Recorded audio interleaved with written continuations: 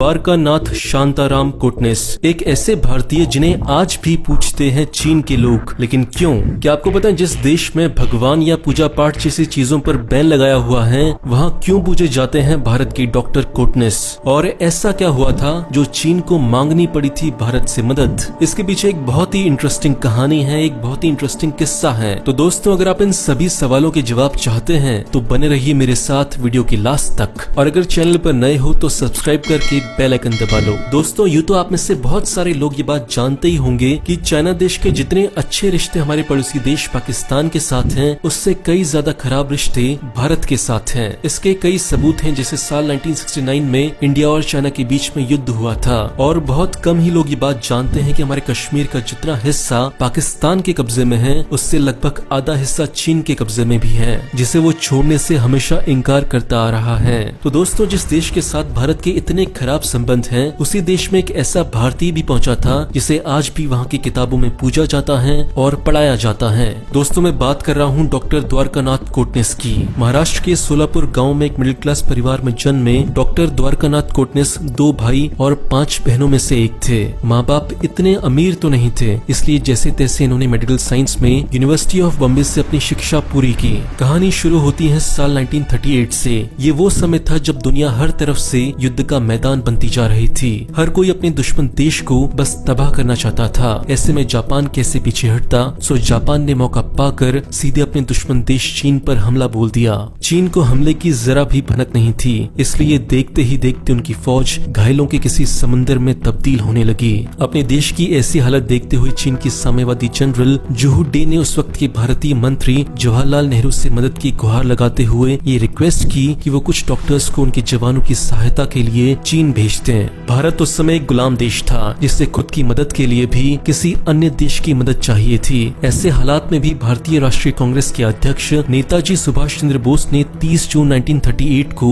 Media के माध्यम से जनता से यह अपील की कि वो चाइना के लोगों की मदद के लिए तैयार रहें। अखिल भारतीय चीन दिवस के दिन यानी 7 से 9 जुलाई को लगभग 22,000 रुपए की धनराशि के साथ वर्ल्ड क्लास डॉक्टर्स की एक टीम चीन की मदद के लिए रवाना हो गई। दूसरी ओर नेताजी सुभाष चंद्र बोस ने भी जापान की भूमिका के बारे में एक लेख लिखा था, जिसमें चीन के हमले की निंदा की गई थी। बहरहाल 5 डॉक्टर्स की एक टीम में शामिल थे उस समय के सबसे महान डॉक्टर द्वारकानाथ कोटनिस। चीन जाकर इन 5 डॉक्टर्स ने चीनी सैनिकों की बहुत सेवा की, और कुछ समय के बाद अपना काम पूरा करके चीन से सभी डॉक्टर्स भारत वापस आ गए। लेकिन एक डॉक्टर वापस नहीं आए थे, और वो थी डॉक्टर कोटनिस। क्योंकि युद्ध के दौरान चीन के सैनिक और उनके लोग जिन हालातों से गुजर रहे थे, उसे देखते हुए डॉक्टर कोटनिस ने अपनी वतन वापसी के ख्याल को रोक दिया। वैसे भी एक डॉक्टर का धर्म तो यही कहता है कि जब तक मरीज सही नहीं हो जाता उनका काम खत्म नहीं होता। अब चीन के बड़े बड़े नेता इस बात को देखकर हैरान थे कि इस इंसान का ना तो ये देश अपना है और ना ही ये लोग अपने हैं, लेकिन फिर भी ये हमारे लोगों को बचाने में हमारा साथ दे रहा है, वो भी अकेला। मरीजों के साथ ऐसा लगाव देखते हुए इन्हें पहले साल में ही हांगकू वुहान की बंदरगाह पर घायल सैनिकों को बचाने का मौका मिला। इसके बाद साल 1939 में इन्हें यानयान भेजा गया, जहाँ माओ जुडोंग, जूओ डे और कम्युनिस्ट पार्टी के अन्य प्रमुख नेताओं ने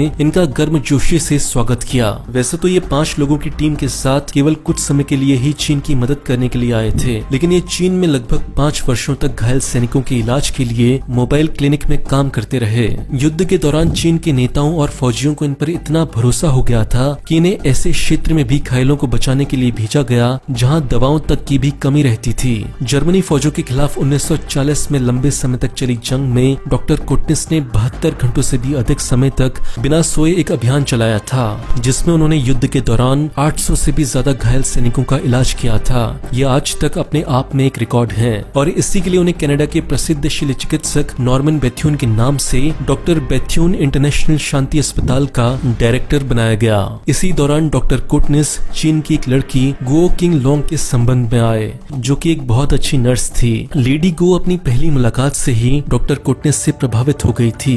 वो ये देखकर बहुत हैरान हुई थी कि डॉक्टर कोटनिस बड़े आराम से चीनी भाषा बोल सकते थे और कुछ हद तक लिख भी सकते थे। लेडी गो नर्स थी और उस दौरान वो भी घायलों की सेवा करती थी, इसलिए साथ काम करते करते दोनों में करीबियां बढ़ने लगी, और साल 1941 के दिसंबर में इन दोनों ने शादी कर ली। दोनों की जिंदगी में खुशियां तब दोगुनी हो गई थी जब उनके यहाँ एक लड़के ने जन्म लिया, जिनका नाम उन्होंने बड़े प्यार से युन हुआ रखा था। यन यानी भारत और हुआ यानी चीन। अपने लड़के का ये नाम रखने के बाद ये जोड़ा अब सिर्फ भारत में ही नहीं बल्कि चीनी नागरिकों के दिलों पर भी राज करने लगा था। अपने त्याग और समर्पण से दोनों देशों की मैत्री की मिसाल पेश करने वाले डॉक्टर कोटनेस अपने काम में इतने ज्यादा डूब चुके थे कि कहा जाता है कि मिर्गी के कारण सिर्फ 32 साल की छोटी सी उम्र में ही इनकी मौत हो गई थी।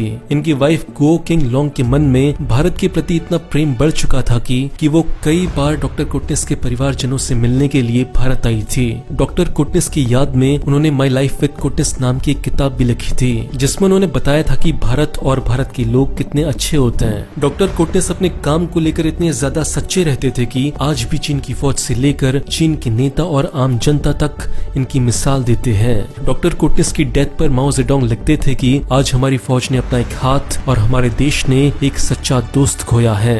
दोस्तों, तब से लेकर आज तक चीन की किताबों में इनके बारे में पढ़ाया जाता है और वहीं हमारे देश की किताबों में इनके बारे में नहीं पढ़ाया जाता। चीन जहां किसी देवी देवता की मूर्ति ढूंढने पर भी नहीं मिलती, वहां आज भी इनके स्टैच्यू देखे जा सकते हैं। भारतीय सरकार ने कुछ सालों के बाद इनके सम्मान में एक डाक टिकट भी जारी किया था। डॉक्टर कोटनेस ने जिस तरह अपनी मेहनत के साथ अपना और अपने देश का नाम दुनिया में चमकाया है, वो सच में काबिले तारीफ है। दोस्तों, भारत में डॉक्टर कोटनेस के बारे में बहुत कम लोगों को पता है, इसलिए इस वीडियो को जितना हो सके उतना शेयर करें।